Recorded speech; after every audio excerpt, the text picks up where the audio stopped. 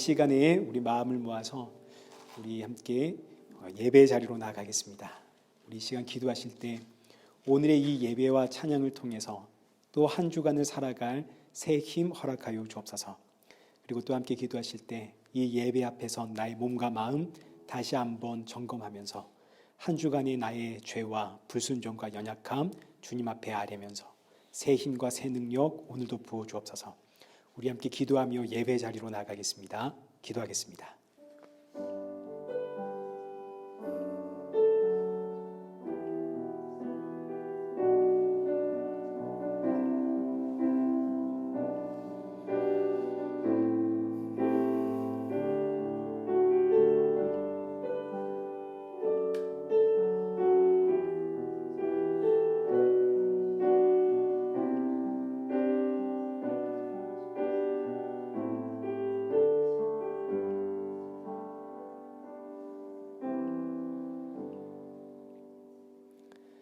태초에 말씀이 계시니라. 이 말씀이 하나님과 함께 계셨으니 이 말씀은 곧 하나님이시니라. 참 좋으신 하나님, 오늘도 이 궂은 날씨에도 불구하고 우리를 이 예배의 자리로 인도하심에 감사를 드립니다.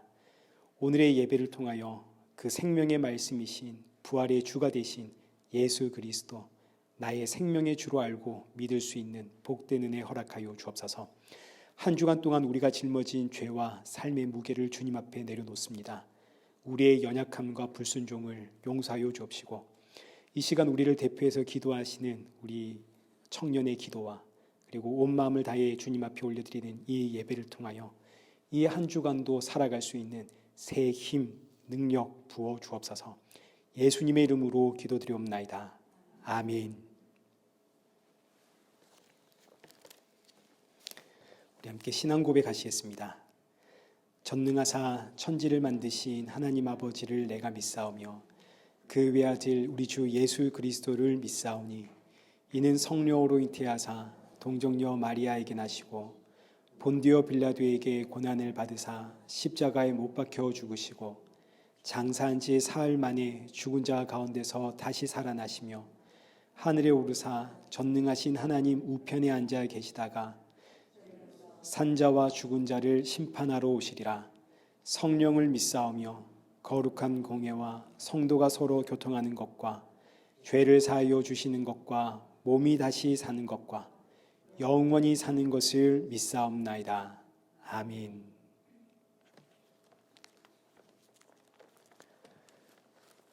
교독문 제49번 우리 함께 교독하시겠습니다.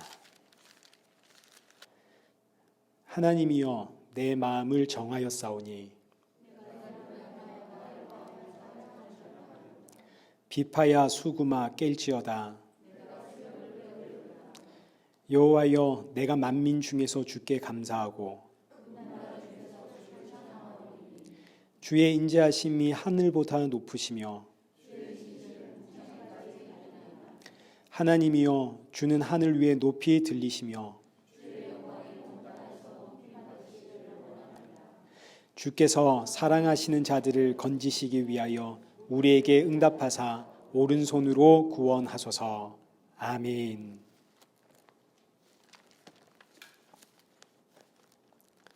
찬송가 37장입니다.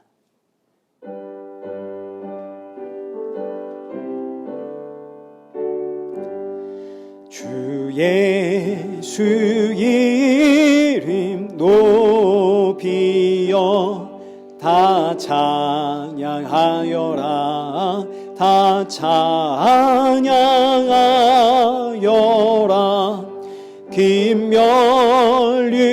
김멸류관을 드려서 만유의 주를 찬양하세.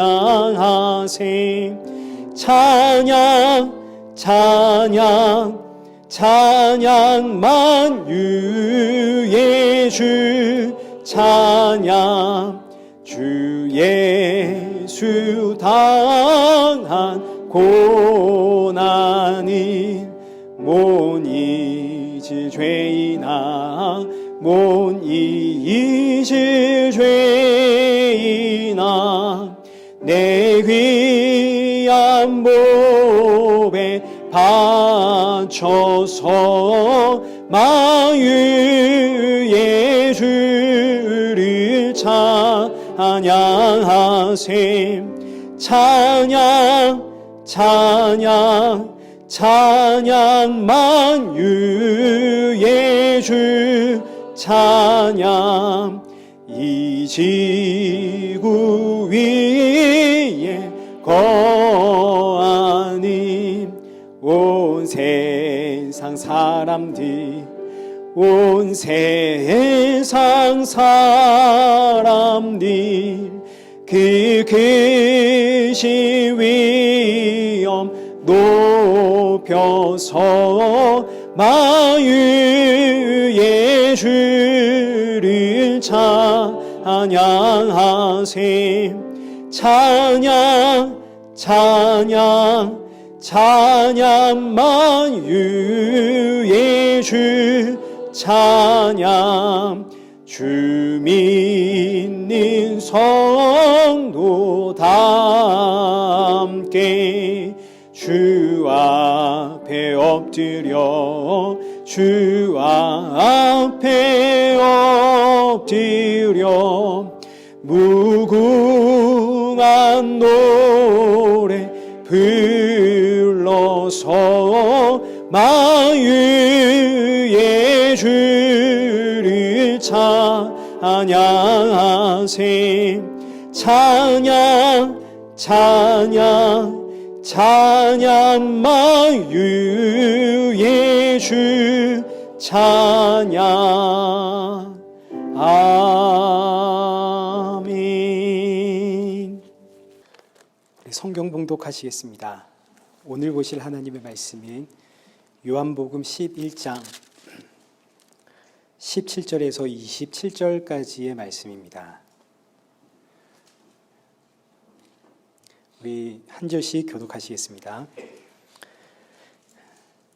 예수께서 와서 보시니 나사로가 무덤에 있은지 이미 나으리라.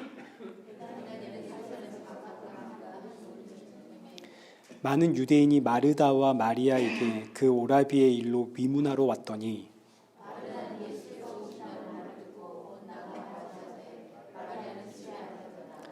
마르다가 예수께 여짜오되 주께서 여기 계셨더라면 내 오라버니가 죽지 아니하였겠나이다.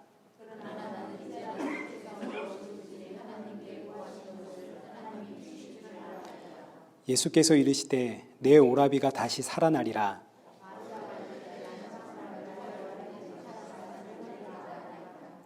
예수께서 이르시되 나는 부활이요 생명이니 나를 믿는 자는 죽어도 살겠고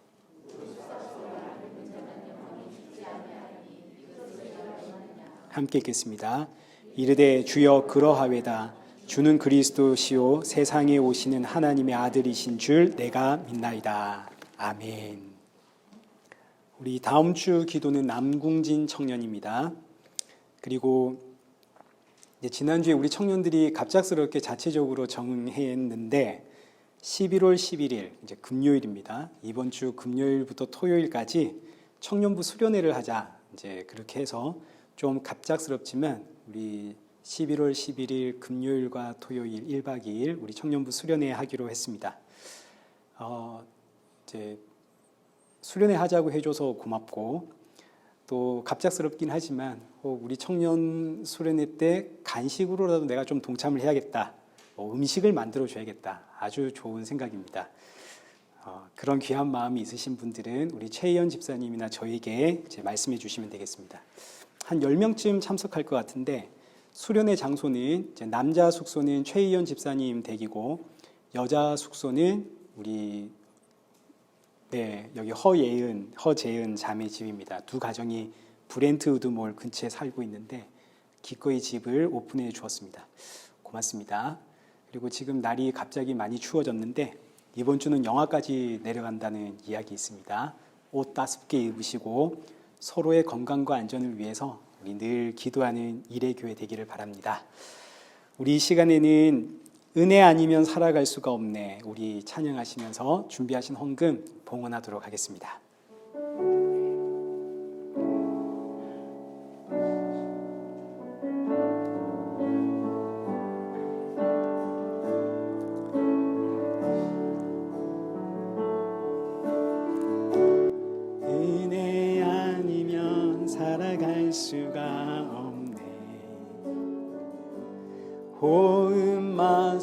것도 다 주의 것이니 세상 평안과 위로 내게 없어도 예수 오직 예수뿐이네.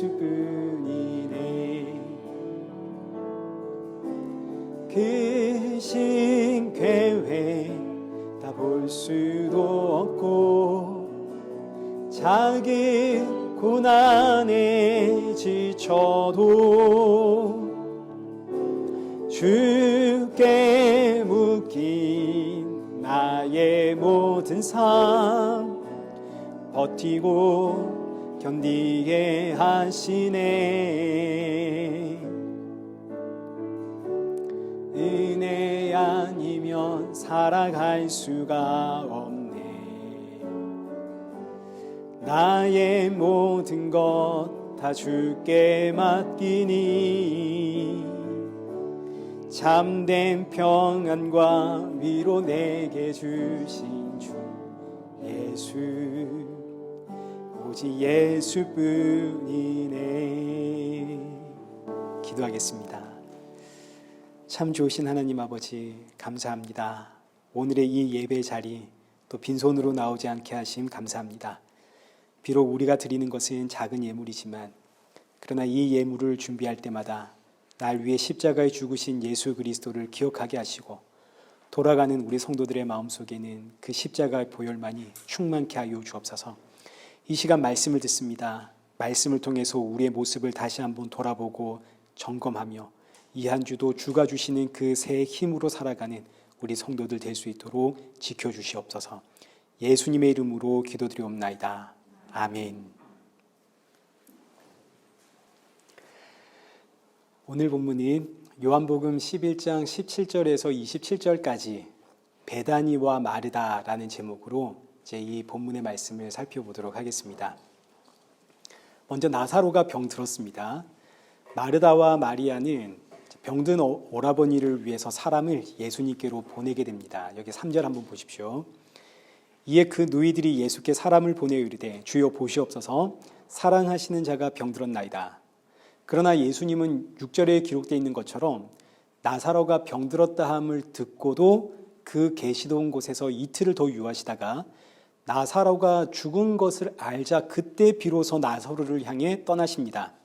그리고 그렇게 하신 이유를 여기 15절에서 이렇게 밝히시죠. 내가 거기 있지 아니한 것을 너희를 위하여 기뻐하노니 이는 너희로 믿게 하려 함이다. 나사로가 죽을 때까지 기다리신 이유, 너희의 믿음을 위해서다. 그러니까 이 말씀의 의미는 나사로를 살려내는 기적을 통해서 너희가 나를 믿게 된다 이런 의미가 아니라 예수 그리스도의 죽음이 너희에게 믿음을 준다 이런 뜻입니다. 그래서 나사로가 병들었다 하실 때 지난주에 보았듯이 예수님은 유대로 가자 그러시죠.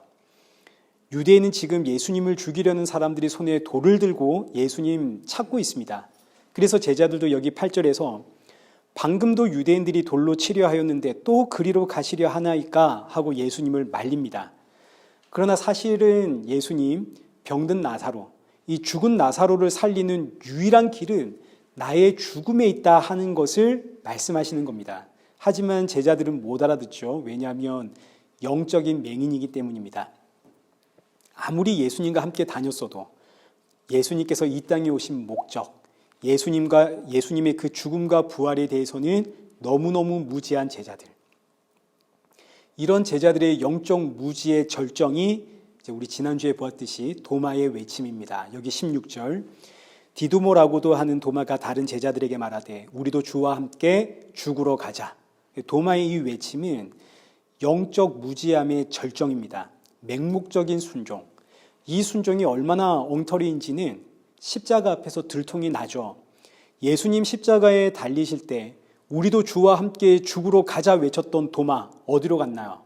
도마뿐만이 아니라 주는 그리스도시요 살아계신 하나님의 아들입니다 외쳤던 베드로, 나는 죽어도 주와 함께 죽겠습니다 외쳤던 베드로는 또 어디 갔습니까? 전부 도망갔습니다. 그러니까 순종이라고 하는 것은 단순히 이거 하나님의 말씀이야, 하나님의 말씀대로 살자, 이게 순종이 아니라 말씀이 증거하는 예수 그리스도, 말씀이 육신이 되어 이 땅에 오신 예수 그리스도를 알아가는 게 순종입니다. 교회에 순종하고 목사님의 말씀에 순종하는 거 굉장히 귀한 겁니다. 이런 순종이 있기 때문에 교회의 질서가 잡히고 교회가 교회로서 유지가 되는 거죠. 그러나 이런 순종은 나를 섬기신, 그저 내 발을 닦으신 정도가 아니라 십자가에서 피 흘려 죽기까지 나를 섬기신 그 예수 그리스도를 알기에 나오는 적용입니다. 그러니까 순종은 맹신이 아니라 예수 그리스도를 아는 것, 그 외 나머지는 예수님을 알 때 그냥 절로 흘러나오는 적용이죠. 그러나 이 적용이라고 하는 행위는 순종이 아닌 겁니다. 왜냐하면 이 적용은 내 안에 이 죄된 본성을 못 이깁니다. 이건 그야말로 작심 3일, 때로는 작심 1시간, 저 같은 경우는 작심 30초. 방금 기도하고 나왔는데 아들 보고 화를 내고, 심지어 말씀을 준비하다가도 짜증을 내는, 우리가 예수님 압니다. 그래서 예수님처럼 살고 싶고 예수님 닮고 싶고 예수님처럼 선하게 이 세상 살고 싶습니다. 그럼 우리나라의 모습을 보십시오. 우리가 선하지가 않습니다. 악한 마음이 불쑥불쑥 터져 나옵니다. 베드로전서 1장 14절의 말씀 보시면 너희가 순종하는 자식처럼 전에 알지 못할 때에 따르던 너희 사욕을 본받지 말고 오직 너희를 부르신 거룩한 이처럼 너희도 모든 행실에 거룩한 자가 되라. 기록되었을 때 내가 거룩하니 너희도 거룩할지어다 하셨느니라. 이 말씀을 따르자면 우리는 우리의 이 육신을 따르지 말고 우리를 부르신 거룩한 이처럼 모든 행실에 있어서 거룩한 삶을 살아야 됩니다. 그러나 여러분, 신구약 성경은 누구를 증거하나요? 예수님을 증거하죠. 이 말씀도 예수님의 이야기인 겁니다. 우리는 순종하지 못하는 인생이고 거룩하지 못하는 인생인데 이 말씀 앞에 순종하신 분, 모든 행실에 있어서 거룩하신 분이 계시죠. 누구신가요? 예수님이죠. 그래서 예수님이 오신 겁니다. 우리는 못하니까. 내가 거룩하니 너희도 거룩해라. 이게 안 되니까 하나님이 친히 이 땅에 오신 거 아닙니까? 그래서 나를 대신하여 죽음으로 죽음의 세력을 물리치고 나를 찾아와 내 안에 영으로 지금 내주하고 계시는 하나님. 그러니까 순종은 그 하나님이신 예수님이 하신 것이고 그 예수님을 믿는 자가 바로 거룩한 자요 순종하는 자가 되는 거죠. 그래서 성경은 예수님을 묵상해라. 로마서 7장에서 사도 바울이 여기 22절 보십시오. 내 속사람으로는 하나님의 법을 즐거워하되 내 지체 속에서 한 다른 법이 내 마음의 법과 싸워 내 지체 속에 있는 죄의 법으로 나를 사로잡는 것을 보는도다. 오라 나는 공고한 사람이로라. 이 사망의 몸에서 누가 나를 건져내랴. 그랬더니 우리 주 예수 그리스도가 나의 구원자구나. 히브리서 3장 1절. 그러므로 함께 하늘의 부르심을 받은 거룩한 형제들아, 우리가 믿는 도리의 사도이시며 대제사장이신 예수를 깊이 생각하라. 예수님을 아는 것이 순종입니다. 근데 지금 제자들은 예수님을 모릅니다. 그래서 예수님 십자가에 죽으시는 겁니다. 나사로의 죽음을 통해서 예수님의 죽음과 부활의 의미를 가르쳐 주시는 거죠. 비록 지금은 제자들이 이 의미를 몰라도 나중에 오순절 성령이 임한 후에는 이제 나사로의 죽음을 통해서 말씀하신 예수님의 죽음과 부활, 그 의미를 이제 알게 됩니다. 오늘 우리가 그 의미를 아는 것처럼. 자, 그래서 하시는 말씀이 다시 본문 15절. 내가 거기 있지 아니한 것을 너희를 위하여 기뻐하노니 이는 너희로 믿게 하려 함이라. 나사로가 죽어가는 이 현장, 이곳에 내가 없음을 기뻐한다. 왜냐하면 그의 죽음을 통해서 내가 너희에게 나의 죽음의 의미와 부활을 알려줄 수 있기 때문에 나의 죽음과 부활이 너희에게 믿음을 줄 것이다. 이 말씀하시고 이제 드디어 예수님 나사로의 무덤을 찾아가십니다. 이제 17절입니다. 예수께서 와서 보시니 나사로가 무덤에 있은지 이미 나으리라. 베다니는 예루살렘에서 가깝기가 한 오리쯤 되매. 나사로가 죽은 지 벌써 나흘이 되었습니다. 베다니는 예루살렘에서 오리쯤 떨어진 곳입니다. 오리는 약 2km인데 실제로는 한 3km 정도 떨어진 곳. 그러니까 예루살렘과 베다니는 아주 가까운 곳입니다. 이때 베다니라고 하는 마을 자체가 주는 메시지가 있습니다. 베단이라고 하는 이 마을의 이름의 뜻은 비참한 사람들의 집, 가난한 자의 집, 이런 뜻입니다. 베다니, 비참한 사람의 집. 그리고 말 그대로 이 베다니에는 가난한 사람들, 비참한 사람들이 모여 살았습니다. 그 중에 대표적인 사람이 나병 환자 시몬입니다. 나병 환자 시몬이 이 베다니에 살았거든요. 이 당시 나병 환자들은 사람들과 같이 살 수가 없는 인생들입니다. 나병 환자는 나병 환자들끼리 살아야 됩니다. 그런데 이 나병 환자 시몬이 베다니에 살았다는 말은 이 베다니라는 마을이 어떤 마을인가를 알려주는 거죠. 그야말로 비참한 인생들이 모여 사는 동네가 이 베다니입니다. 이 베다니라는 마을 자체가 이 세상 모든 사람들의 상태와 모습을 고발하는 하나의 장치인 겁니다. 이 땅에 태어나 살아가고 있는 모든 인생은 전부 베다니에서 살아갑니다. 우리가 지금 사는 이곳이 베다니입니다. 생명의 근원이신 하나님으로부터 끊어져 하나님을 모르는 비참한 인생들, 나병 환자처럼 머리부터 발끝까지 죄로 오염된 인생들이 살아가는 이 세상이 바로 베다니. 근데 반면 여기서 30분만 걸어 올라가면 빛의 성이다, 불이 꺼지지 않는 성이다 라는 별명으로 불리우는 예루살렘이 있습니다. 예루살렘은 요새 중에 요새이고 튼튼한 성벽과 그리고 웅장하고 거룩한 성전이 있습니다. 유대인이라면 누구나 가서 살고 싶어하는 곳이 예루살렘이죠. 이때 예루살렘은 이중적인 의미를 가지고 있는데, 첫째는 하나님의 나라를 상징합니다. 베다니에 살고 있는 인생들은 머리부터 발끝까지 죄로 오염된 인생이고 하나님으로부터 끊어진 인생이기 때문에 죽었다 깨어나도 하나님의 나라 예루살렘 성 안으로는 들어갈 수가 없습니다. 근데 이 베단이라는 동네에 누가 오셨냐면 예수님이 오셨죠. 이게 무슨 이야기입니까? 사람으로는 들어갈 수 없지만, 내가 가지고 있는 자격과 조건으로는 들어갈 수가 없지만, 여러분 낙타와 바늘귀 이야기 다 아시죠?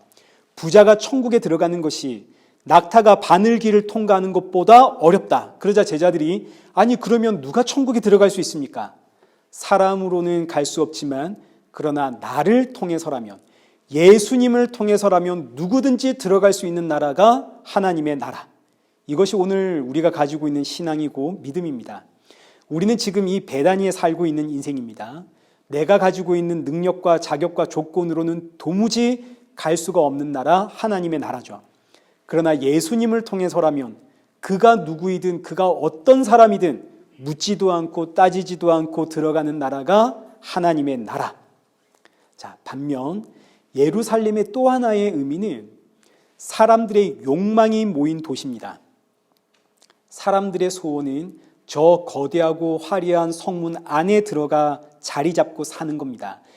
예루살렘 성 안에서 사는 것 자체가 최고의 영광이고 성공의 증표고 그 사람의 명예가 되고 그것 자체가 권력이 되는 겁니다. 그래서 사람들은 예루살렘 성을 목표로 삼고 살아갑니다. 이때 이 예루살렘은 이 세상의 문화를 상징할 수도 있고 이 세상의 물질주의를 상징하기도 하겠죠. 그러나 이 예루살렘 성에 사는 사람들, 그리고 예루살렘 성에 살고 싶어서 힘쓰고 애쓰고 노력하는 이 사람들의 문제는 뭐냐면 예수님을 안 믿습니다. 예수님이 예루살렘 성에 들어갈 때마다 예루살렘 사람들은 손에 돌을 들고 예수님을 쫓아내죠. 왜요? 예수님이 우리의 평화를 깨거든요. 예루살렘 성은 지금 잘난 사람들이 모여 사는 곳입니다. 저기 베다니에 사는 사람들과는 질이 다른 사람들, 우리는 의로운 사람들이죠. 하나님의 말씀대로 살아가는, 우리는 거룩한 사람들이고 우리는 성공한 사람들입니다. 어딜 가나 존경받는 사람들이고 부러움의 대상입니다. 그런데 저희 예수는 자꾸 여기 와가지고 우리를 죄인이라 지적합니다. 그리고 우리의 죄를 자꾸 들춰냅니다. 우리가 누리는 평화를 깹니다. 그래서 예수님 쫓아낸다고요. 나는 나의 의로움을 인정해 주지 않는 그런 예수는 필요가 없습니다. 내가 하나님의 말씀대로 살려고 그렇게 노력했는데 이런 내 노력에 있어서 칭찬을 안 해주는 예수 필요가 없습니다. 내가 이렇게 노력하고 헌신하고 봉사하고 충성했는데 포도원 품꾼 비유 들이밀면서 일찍 왔든 늦게 왔든 상급이 똑같다, 난 그런 예수 필요 없습니다. 그래서 예루살렘 성 안에 사는 인생들, 그리고 예루살렘 성에 살려고 노력하는 인생들은 예수님이 싫습니다. 예수님을 믿지 않습니다. 내가 너무 잘났거든요. 그러나 또 반면 베다니는 보십시오. 비참한 인생들이 사는 곳입니다. 이 마을 사람들은 스스로가 얼마나 비참한 인생인가를 압니다. 오죽하면 나병 환자와 같이 살까요? 그래서 이들은 예수님이 찾아오시면 그때마다 잔치를 엽니다. 예수님은 예루살렘 올라갈 때마다 항상 베다니를 들리시고 베다니 사람들은 그때마다 언제나 기쁨으로 예수님을 맞이합니다. 이게 무슨 의미인가요? 병든 자가 의사를 찾듯 죄인이 예수님을 찾는다는 이야기죠. 내가 죄인이라는 사실을 알게 되어 예수 그리스도를 찾는 것이 여러분 믿음입니다. 믿음이 임한 증거는 내가 죄인이라는 사실을 아는 거죠. 그래서 나는 예수님뿐입니다. 이 고백이 나오는. 그러니까 지금 예루살렘 성 안에 살고 있는 인생들은 전부 성문 밖으로 나와야 됩니다. 문을 열고 나와야 된다고요. 배단위로 나와야 되는 겁니다. 그동안은 내가 잘난 줄 알았습니다. 근데 알고 보니까 세상에 나는 말도 못할 죄인이구나. 그래서 성문 밖으로 나와야 된다고요. 이게 구원입니다. 출애굽을 해야 되는 거죠. 출세상, 출예루살렘. 그러나 아무도 나오지를 않습니다. 아니 지금 여기선 내가 너무 잘 살고 있거든요. 모든 사람들이 부러워하는 곳이 여기이고 나는 지금 모든 사람들의 존경과 부러움과 선하다, 의롭다 칭찬을 받고 있는데 내가 왜 이 성문 밖으로 나가야 됩니까? 내가 성문 밖으로 못 나가니까 그래서 예수님이 친히 성문 밖에서 죽으시는 겁니다. 성문 밖은 배단입니다. 그 배단이 골고다 언덕에서 피 흘려 죽으심으로 여기 히브리서 13장 12절 그러므로 예수도 자기 피로서 백성을 거룩하게 하려고 성문 밖에서 고난을 받으셨느니라. 도무지 성문 밖으로 나올 생각이 없는 이 백성들 살리려고 예수님 친히 성문 밖에서 피 흘려 죽으시고 부활하시어 영이 되어 자기 백성을 찾아가십니다. 이렇게 예수 그리스도의 영이 임한 성도는 여기 13절에 기록되어 있는 것처럼 예수님의 십자가가 세워져 있는 그 성문 밖, 영문 밖으로 나갈 수밖에 없습니다. 그래서 나가봤더니 그곳이 어딘가요? 그곳이 바로 배단인 거죠. 비참한 사람들이 모인 곳, 비참한 사람들이 모인 집. 예수님이 나를 찾아오시면 내가 얼마나 비참한 인생이었는가를 알게 된다는 이야기입니다. 아, 내가 그동안 하나님으로부터 완전히 끊어진 죄인이었구나. 나야말로 정말 비참한 인생이었구나. 그래서 이 베다니가 오늘말로 표현하자면 교회가 되는 겁니다. 오늘 우리가 날 구원하신 예수님 만나러 온 거 아닙니까? 예수님 만나러 온 성도는 내가 비참한 사람이라는 걸 압니다. 그래서 교회는 베다니, 비참한 사람들이 모인 곳. 그래서 교회는 그 어떤 일이 일어나도 이해하고 용납해 줄 수 있는 공동체입니다. 왜냐하면 지금 비참한 사람들끼리 모였거든요. 잘났고 멋지고 근사한 사람들은 여기 안 옵니다. 못 옵니다. 비참함을 아는 사람들만 옵니다. 죄인이라는 사실을 아는 자만 옵니다. 그러니 여러분 교회가 얼마나 엉망진창이겠습니까? 도무지 내 상식으로는 이해가 안 되는 일들이 교회 안에서 막 일어납니다. 왜냐하면 죄인들만 모였거든요. 못된 사람들만 모였고 비참함을 아는 사람들끼리만 모였습니다. 그러니까 교회에서는 별것 아닌데 저기서 막 상처받았다 그러고 나 딴에는 정말 참고 꾹꾹 누르면서 말을 했는데 말을 저렇게 한다 그러고 여기서 했는데 저기서는 아 하고 알아듣고 앞에서는 개떡같이 말하고 앉아있는 분들은 개떡같이 알아듣고 그래서 다음 주가 되면 놀랍게도 그런데 이렇게 상처받았다 해놓고도 또 나오는 겁니다. 왜요? 우리는 알거든요. 서로가 얼마나 비참한 사람들인지를 알거든요. 이랬든지 저랬든지 너도 죄인이고 나도 죄인이고 너도 악하고 나도 악하고 그래서 우리는 예수님이 필요하다 이 사실을 알거든요. 그래서 교회는 그 안에서 어떤 일이 일어나도 그 이해가 되고 용납이 되는 공동체입니다. 허다한 허물을 사랑이 덮거든요. 여기서 사랑은 사랑이신 예수님을 뜻하는 것이지 저와 여러분의 사랑 이야기하는 게 아닙니다. 우리의 허다한 허물을 예수님이 덮으십니다. 그래서 나를 덮으시는 예수님이 나도 필요하고 너도 필요하고 그래서 교회는 모든 것을 덮는 사랑의 공동체 이제 가끔씩 교회 사랑이 없다 외치시는 분들은 이 교회의 허다한 허물을 덮고 계시는, 너와 나의 악함을 지금 덮고 계시는 예수님이 보이지 않는다는 이야기입니다. 이건 정말 창피한 이야기죠. 나의 믿음 없음과 나의 영적 무지와 나의 맹인됨을 막 드러내는 이야기가 교회 사랑이 없어, 이런 이야기가 되는 겁니다. 창피한 이야기입니다. 자, 이렇게 예수님 제자들과 함께 베다니에 도착을 했을 때에 이제 19절입니다. 많은 유대인이 마르다와 마리아에게 그 오라비의 일로 위문하러 왔더니, 이제 여기서 많은 유대인들이 위문하러 왔다. 이제 이 구절도 두 가지의 의미를 이제 주는데, 첫 번째는 이 사건의 역사성을 위해서 기록된 겁니다. 여기 기록되어 있는 많은 유대인들이라는 이 표현이 예루살렘에서 내려온 사람들이라는 뜻입니다. 유대인이라는 표현 자체가 예루살렘에 사는 사람들을 의미합니다. 왜냐하면 지금 이 요한복음에 등장하는 사람들, 요한복음의 배경이 전부 유대인들 아닙니까? 그러니 사실은 유대인이라는 표현을 쓸 필요가 없죠. 다 유대인이니까. 그런데도 가만 보면 유대인이라는 표현이 곧잘 등장을 하는데, 이때 유대인들은 대부분이 예루살렘에 사는 사람들을 뜻합니다. 그러니까 지금 나사로의 죽음에 많은 유대인들이 왔다. 이 구절은 죽은 나사로가 살아났다는 사실을 여기 이 비참한 사람들이 모인 이 베다니의 사람들, 이 사람들이 지어낸 허구의 이야기가 아니라 이게 역사적인 사실이다. 예루살렘에 내려온 그 많은 유대인들이 그 증인이다. 이걸 이제 밝히는 구절이고, 또 이제 또 동시에 두 번째 의미는 이 마르다, 마리아, 나사로는 비참한 사람들의 집이라는 베다니에 살고는 있지만, 그러나 사실은 이 동네에 굉장한 유지였다. 이걸 이제 또 밝히는 문장입니다. 이 가정이 진짜 비참한 가정이고 불쌍한 사람들이고 가난한 가족들이라면 예루살렘에서 많은 유대인들이 위문하러 올 이유가 없죠. 많은 유대인들이 위문하러 왔다. 이 의미가 벌써 이 가정은 상당히 부유하고 힘쓰고 있는 그런 가정이다, 이런 뜻입니다. 상당한 영향력을 발휘하는 가정.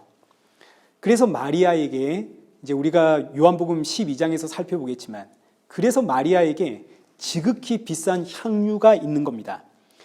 요한복음 12장에 가서 우리가 다시 살펴보게 되겠지만, 마리아의 이 향유 옥합 사건은 이게 얼마나 비싼 것이냐, 이게 핵심은 아니죠. 그럼에도 굳이 성경이 이 향유 옥합은 지극히 귀하고 비싼 것으로 300데나리온이나 된다 하는 것을 밝히는 이유는 가룟 유다의 도둑됨을 지적하기 위함입니다. 이 도둑의 특징이 그래서 얼마짜리인가 가치로 판단하거든요. 하나님께 드릴 때 얼마 드렸니? 돈으로 모든 가치를 계산하는. 그래서 과부의 두 렙돈 이야기가 나오는 겁니다. 도둑은 얼마 했냐? 여기에 관심이 있고, 성도는 마음을 드리는 거죠. 물론 마음이 있는 곳에 물질이 따라 나오는 것도 사실이지만, 여기에 대해서는 이제 그때 우리 다시 한번 살펴보도록 하고, 다시 오늘 본문으로 돌아가서 예수님이 베다니에 도착했다는 소식을 이제 마르다가 듣습니다. 20절입니다. 마르다는 예수께서 오신다는 말을 듣고 곧 나가 맞이하되 마리아는 집에 앉았더라. 예수님 오신다는 소식을 들을 때 마르다는 곧바로 일어나서 예수님을 맞이하러 나가고, 마리아는 집에 앉았습니다. 여기서 앉았다라는 이 표현이 엎드려 운다는 뜻입니다. 마리아는 예수님 오신다는 소식을 들었지만 예수님 만나러 가는 것보단 지금 울고 싶다는 이야기죠. 이 의미는 예수님이 지금 왔어도 이제 예수님이 할 수 있는 방법은 없지 않는가. 죽음 앞에서는 우는 것 외에는 사람이 할 수 있는 게 아무것도 없다. 이런 뜻입니다. 그러니까 마리아는 예수님 모르는 거죠. 부활이요 생명이신 예수님을 모르니까 마리아는 그저 우는 것 외에는 죽음 앞에서 할 수 있는 게 아무것도 없습니다. 이 마리아에 대해서는 우리가 다음 주에 살펴보고, 오늘은 마르다의 신앙에 대해서 살펴볼 겁니다. 이거 살펴보고 말씀을 맺을 겁니다. 마리아는 집에서 울고 있지만 마르다는 예수님 오셨다는 소식에 급히 예수님 맞이하러 나갑니다. 그리고 예수님을 만나자마자 하는 이야기가 21절. 마르다가 예수께 여짜오되 주께서 여기 계셨더라면 내 오라비가 죽지 아니하였겠나이다. 예수님을 만나자마자 원망의 말부터 하죠. 왜 이제 오셨습니까? 하는 원망. 그리고 동시에 불신앙입니다. 예수님 여기 계셨으면 죽지 않았을 건데, 이게 왜 불신앙이냐면 백부장의 믿음과 비교해 보십시오. 백부장은 말씀만 하옵소서. 우리 집에 주님이 오시는 거 제가 감당하지 못하겠습니다. 나도 군인이라 아랫사람에게 이리 오라 하면 오고 가라 하면 갑니다. 주여 그저 여기서 말씀만 해 주십시오. 백부장의 믿음과 완전히 비교되는 겁니다. 마르다는 왜 이제 오셨습니까? 예수님 여기 계셨더라면 내 오라버니 죽지 않았을 텐데. 이 말은 이제 오라비가 죽었으니까 예수님도 할 수 있는 것이 없다, 이런 뜻이 되겠죠. 자, 그런데 또 동시에 이어지는 구절, 여기 22절 보십시오. 그러나 나는 이제라도 주께서 무엇이든지 하나님께 구하시는 것을 하나님이 주실 줄 아나이다. 갑자기 뜬금없는 신앙 고백을 합니다. 여러분 지금 이게 무슨 이야기인지 이해가 되시나요? 이게 지금 예수님 믿는다는 이야기입니까? 안 믿는다는 이야기입니까? 예수님이 계셨다면 우리 오라버니 죽지 않았을 텐데, 백부장의 믿음과 비교가 되죠. 저기 그곳에서 예수님 우리 오라비 말씀만 하시면 살 겁니다, 이런 믿음은 없잖아요. 백부장과 같은. 근데 또 이제 죽었으니까 예수님이 할 수 있는 게 아무것도 없지, 원망의 이야기를 하다가, 그러다가 그 다음에 하는 말은 그래도 저는 예수님을 믿습니다. 도무지 이게 뭔 소린지 이해할 수 없는 고백이 사실은 오늘 저와 여러분의 이야기입니다. 예를 들면 이런 거죠. 하나님, 로또에 당첨시켜 주십시오.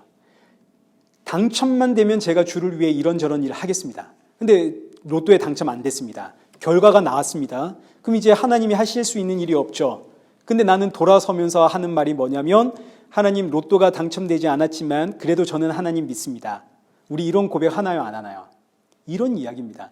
하나님, 저 이번에 치는 시험 너무 중요합니다. 저 꼭 합격해야 됩니다. 합격시켜 주십시오. 근데 불합격했습니다. 그럼 이제 하나님도 방법이 없죠. 그런데 나는 돌아서며 하는 말이, 불합격했지만 그래도 나는 하나님 믿습니다. 우리가 이런다고요. 이게 어떤 의미인지 여러분 다 우리가 경험하고 있으니까 이해되시죠? 지금 마르다가 이 이야기를 하는 겁니다. 예수님, 우리 오빠 살려주십시오. 근데 죽었습니다. 그럼 이제 예수님도 방법이 없죠. 그러나 나는 돌아서서 하는 말이, 그래도 저는 예수님 믿습니다. 이게 앞뒤 문맥이 하나도 연결이 안 되는 모순적인 이야기지만 놀랍게도 우리는 이 말이 이해가 된다고요. 왜냐하면 우리도 이런 신앙의 과정을 거쳐왔기 때문이고, 이런 신앙이 지금 어떤 신앙이냐면 철저하게 현실에 초점이 맞춰져 있는 신앙입니다. 이 땅에서의 내 욕망, 내 뜻, 내 소원에 모든 초점이 맞춰진 신앙. 그래서 기도의 내용이 전부 내 소원입니다. 그러나 하나님은 내 소원을 들어주시는 램프의 요정이 아니라는 걸 내가 알죠. 그래서 하나님이 안 들어주실 거라는 생각을 합니다. 이걸 내가 모르는 게 아닙니다. 내가 압니다. 그러나 혹시 하나님이 들어주시면 완전히 땡 잡은 거 아닙니까? 하나님 안 들어주실 거지만 남들에게 잘도 일어난다는 그 기적이 이상하게 내게는 없지만, 그래서 기적에 대한 기대는 이미 진작에 치워버렸지만, 그래도 혹 모르니까, 혹 하나님이 들어주면 땡 잡은 거니까, 그래서 난 자꾸 이런 기도 한다고요. 혹 들어주실까 봐. 그런데 역시나 안 들어주죠. 내가 알거든요.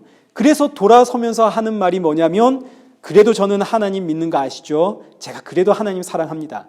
왜 이런 고백을 뒤에다가 갖다 붙이나요? 우리가 미안해서 그러는 거 아닙니까? 미안해서. 하나님 앞에. 하나님을 내 욕망의 도구로 자꾸 사용하니까 미안해서. 그리고 동시에 하나님이 내 소원 안 들어줬다고 내가 원망하거나 불평하거나 뭐 이러면 왠지 벌 받을 것 같아서. 그래서 하나님이 내 기도 소원 응답 안 해줘도 마치 하나님을 달래는 것처럼, 그래도 하나님 아시죠? 제가 믿는 거. 그래도 제가 하나님 사랑하는 거 아시죠? 이런 고백 갖다 뒤에다 붙인다고요. 이런 말이라도 안 하면 미안해서, 내 마음이 너무 불편해서, 때로는 이런 말 안 하면 벌 받을 것 같아서. 우리가 이런 신앙의 과정 다 한 번씩은 거쳤습니다. 근데 문제는 이런 신앙의 과정 한 번 거쳤다고 해서 사라지는 게 아니라 자꾸 똑같은 모습을 우리는 반복하게 됩니다. 지금도 우리가 여전히 그런 상태라는 거 부인할 수가 없죠. 마르다도 지금 이와 같은 상태인 겁니다. 마르다의 관심, 죽어가는 내 오빠 살아나는 거, 내 소원 응답되는 거. 근데 오빠는 죽었습니다. 그럼 이제 예수님도 방법이 없는 거죠. 마르다가 생각하는 예수님은 죽음을 고치 해결할 수는 없는 예수님. 근데 이상하게도 나는 그럼 이제 난 예수님 안 믿을래요. 이 말은 안 나오는 겁니다. 우리가 지금 다 경험하고 있는 것처럼 내 소원 내 뜻 응답되지 않았어도 저 하나님 믿는 거 아시죠? 왜냐하면 우리는 우리의 모습과 상관없이 예수님의 손에 붙잡혀 있기 때문입니다. 내 안의 죄성, 내 안의 악한 본성, 내 안의 욕망 이런 것과는 전혀 상관없이 예수님의 손에 붙잡혀 있기 때문에 나는 자꾸 세상을 보고 욕심을 내면서도 결국 마지막에는 돌아서면서 그래도 내가 하나님 사랑하는 거 아시죠? 이렇게 끝난다고요. 이게 우리가 예수님에 붙잡혀 있기 때문에 나오는 이야기들입니다. 이런 마르다에게 이제 예수님 23절 예수께서 이르시되 내 오라비가 다시 살아나리라. 예수님께서 이제 부활을 가르쳐 주십니다. 예수님께서 부활에 대한 이야기를 하니까 마르다의 반응이 24절 마르다가 이르되 마지막 날 부활 때에는 다시 살아날 줄 내가 아나이다. 나도 안다 이거죠. 마지막 날 부활에 대해서는 선지자들이 이미 여러 차례 성경에 기록했기 때문에 물론 부활이 없다고 믿는 사두개인들도 있었지만 대부분의 유대인들은 성경을 통해서 부활의 신앙을 가지고 있었습니다. 마르다도 이런 부활에 대한 대답을 한 겁니다. 예, 저도 압니다. 마지막 날에는 모두가 부활할 겁니다. 우리식으로 표현하자면 예, 제가 다 압니다. 하나님 주시는 거 이 세상의 것이 아니라는 거 제가 다 압니다. 근데 제가 혹시나 해서 해봤습니다. 뭐 이런 의미가 될 겁니다. 나도 알 만큼 압니다. 그러자 예수님께서 25절 예수께서 이르시되 나는 부활이요 생명이니 나를 믿는 자는 죽어도 살겠고 무릇 살아서 나를 믿는 자는 영원히 죽지 아니하리니 이것을 네가 믿느냐. 예수님께서 지금 이런 마르다에게 온통 세상에 집중되어 내 소원 내 뜻만 바라보는 마르다에게 아주 강력하게 내가 부활이고 생명이다. 나를 믿는 자는 죽어도 살고 살아서 믿는 자는 영원히 죽지 않는다. 이것을 네가 믿느냐. 그러자 이 말씀 앞에 마르다 정신을 차리고 너무너무 놀라운 신앙의 고백을 하게 되는데 27절입니다. 이르되 주여 그러하이다.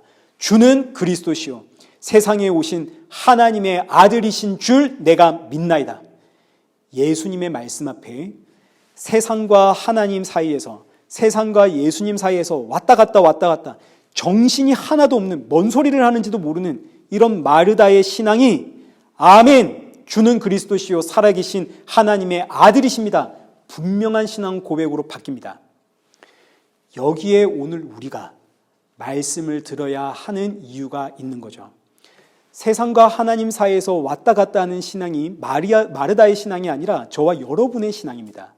이런 우리의 신앙을 붙잡아주는 유일한 방법은 말씀입니다.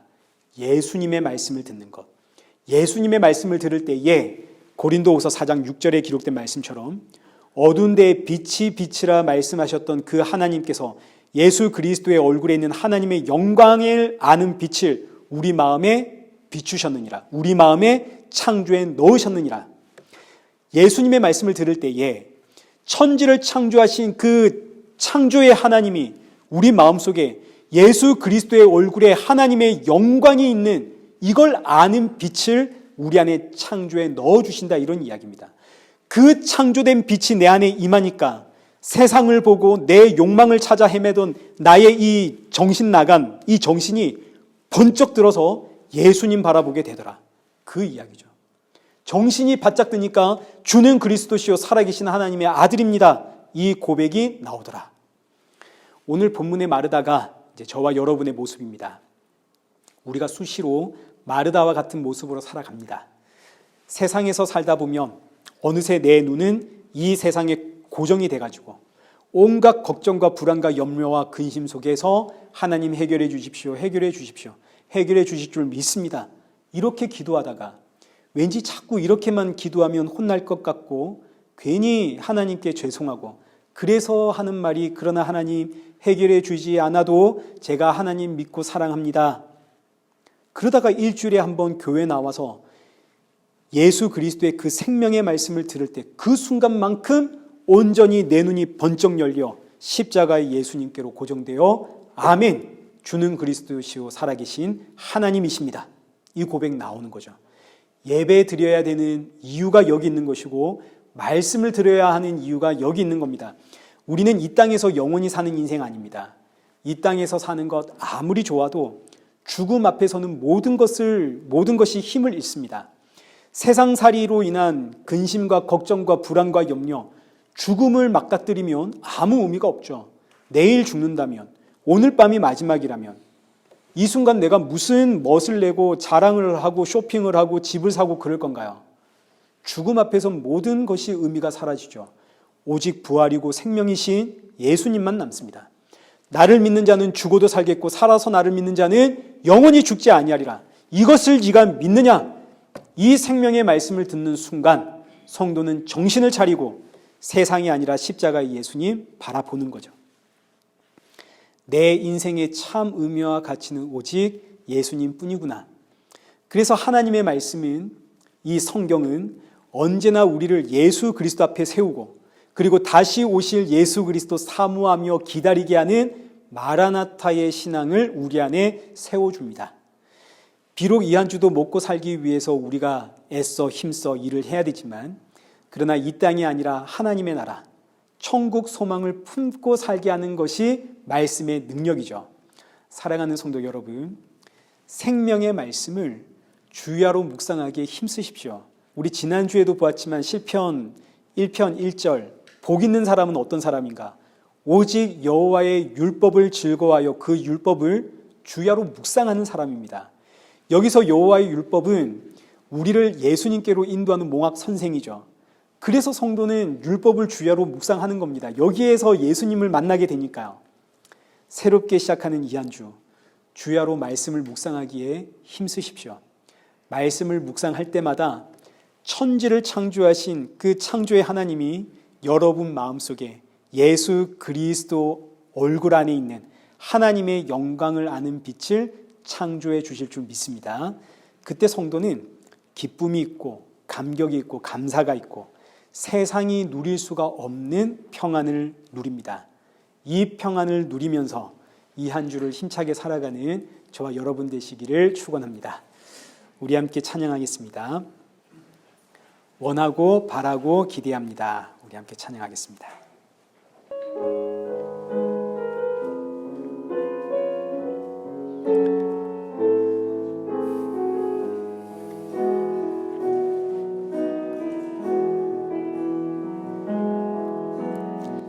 이 세상을 살아가는 동안에 나의 힘을 의지할 수 없으니 기도하고 낙심하지 말 것이 주께서 참 소망이 되심이라. 하나님의 꿈이 나의 비전이 되고 예수님의 성품이 나의 인격이 되고 성령님의 권능이 나의 능력이 되길 원하고 바라고 주의 길을 걸어가는 동안에 주의 길을 걸어가는 동안에 세상의 것 의지할 수 없으니 감사하고 낙심하지 말 것이 주께서 참 기쁨이 되심이라. 하나님의 꿈이 나의 비전이 되고 예수님의 성품이 나의 인격이 되고 성령님의 권능이 나의 능력이 되길 원하고 바라고 기도합니다. 우리 이 시간 함께 주신 말씀을 우리 함께 돌아보면서 우리 기도의 자리로 나아가겠습니다. 우리 기도하실 때 오늘 우리가 살펴보았던 마르다의 신앙이 오늘 나의 신앙은 아닌가 우리 함께 돌아보면서 나의 믿음과 신앙이 이 세상을 향할 때마다 말씀으로 나의 마음과 중심을 붙잡아 주옵소서. 나를 붙잡고 흔들어대는 이 세상은 사라지고 오직 나의 주 예수 그리스도만 보이는 그런 이 한 주 되게 해주십시오.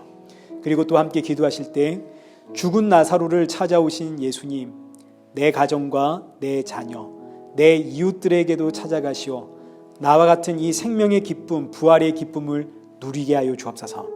우리 이 두 가지의 기도 제목 가지고 우리 함께 기도의 자리로 나가겠습니다. 기도하겠습니다.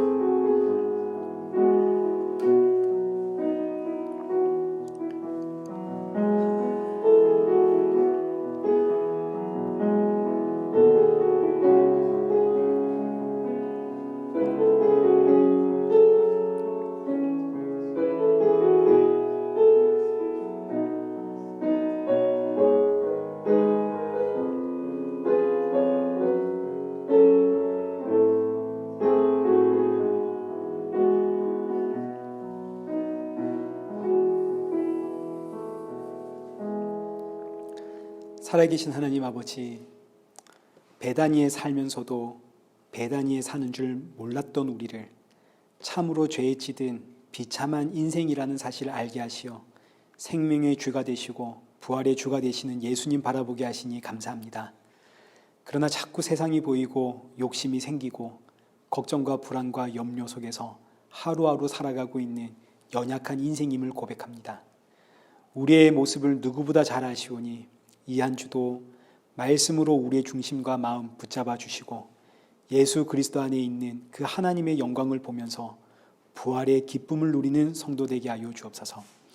주님 오실 그날 사모하며 살아가는 우리 성도 되게 하시고 무엇보다 내가 누리고 있는 이 평안, 이 기쁨, 이 감사가 사랑하는 내 가족과 이웃들에게도 임하도록 긍휼을 베풀어 주옵소서. 예수님의 이름으로 기도드리옵나이다. 아멘. 이제는 우리 주 예수 그리스도의 은혜와 성부 하나님의 크신 사랑과 성령 하나님의 위로교통 충만하심이 생명의 주요 부활의 주가 되시는 예수 그리스도 묵상하며 주님 다시 오실 그날 사모하며 살아가는 우리 일회교회와 성도들과 온 세계교회 머리머리 위에 이제로부터 영원토록 함께 있을지어다. 아멘.